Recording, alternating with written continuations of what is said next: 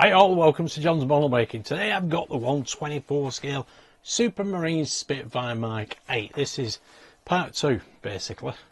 You've seen the introduction, you've seen the cockpit all nicely put together. Now I've put the cockpit together into the fuselage. So I'll just run through the instructions rather quickly. We've got from step 32 up to step 100. So here we go, Airfix 1/24 Spitfire, there we go. This is what we got up to last time, putting the cockpit together, there we go. And now in this video, we've got the cockpit into the fuselage. I've not put the door on, but I have cut this hole at the bottom. Yeah, that was a bit of a toughie to be honest. I have filled it as well with putty, there we go. And we finish off the detail within the fuselage on both sides of the fuselage, that is. Then we can pop it together. Here's the door. I have coloured it, but I've not popped it in place yet because I'm not exactly sure how I'm going to fit it, if I'll fit it, if it open or close, that is. And then we got the rear wings, stabilisers, elevators. Unfortunately the elevators don't move up and down. They do connect into the middle, but they were far too loose. It looks silly. I would have liked them to go up and down. There's little stabilisers, they move, but that's about it. And then it's the lower wings. Put the lower wings into place. There we go. And then it's all about the spars. Putting the spars in, the wheel bays, landing gear wheel bays, and then the armaments as well. I painted all these as well as popped them into place. You can't paint them after you've assembled them and popped them into the wings. It's just impossible. There we go, associated piping with it all. So I've done all of this. There we go. There you see the 20mm cannons with the loader. I think these guns are the .303s. There we go. Then we pop the fuselage onto the bottom of the wing, and then we put the upper wing parts on. You notice they're clipped at the moment, and that is it. So I've got up to here. Put a couple of lenses in. I think there was another lens over here as well, a small one. That's a cut a piece out here at the front of this on the port side of the wing, and then popped a lens on this side, and these two lenses therein. They've got a silver middle or silver centre. They look pretty cool to be honest. These panels, obviously I'm not going to pop them into place because basically, there we go, you pop that loader in and, well, you can't put the panel on top, but why put all this armament in if you're going to cover it all up? So there we go, that is where I'm up to now. It took quite a while to be honest, but it's looking brilliant. Anyway, here's the video and I'll see you later.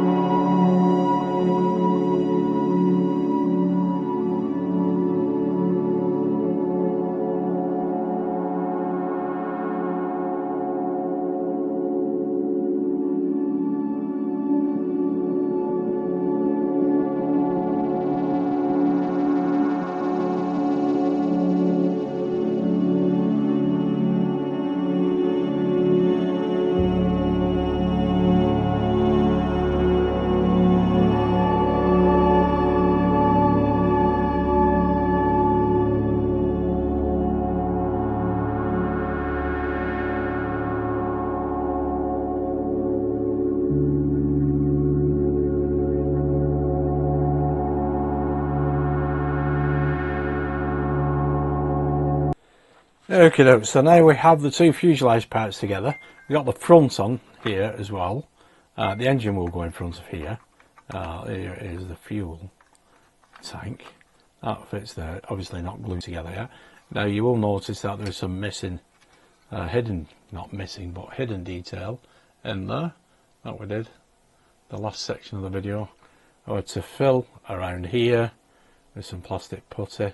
I do use the filings off the plastic as well to try and fill in the seams as best as possible with Tamiya glue, but that should be fine there. And you can see I had to do some fill in here as well. That should be smooth as anything that now, so it should go, it should paint up nicely like that. If not, I'll just have to fill it again. You can see here where the seam is concerned. There we go, there's a bit of a gap there, so I'll have to address that later as well as, but all the detail is there anyway for the cockpit and the two halves of the fuselage together.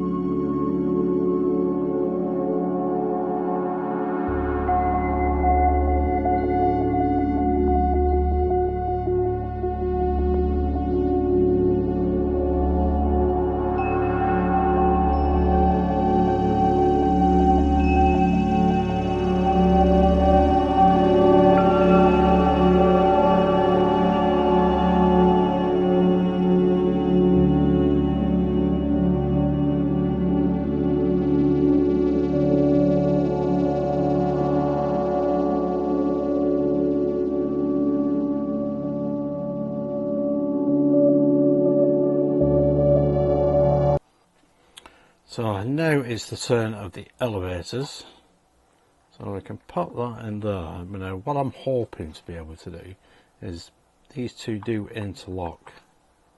I don't know whether you could see that or not, but anyway, they do interlock there. Now if I can get them glued together, hopefully I'll be able to leave them free so they can manoeuvre up and down. If not, I'll just have to glue them in place and leave it at that.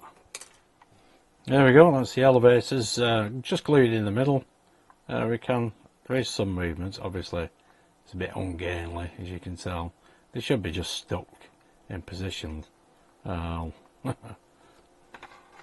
I think I'm just going to have to glue them.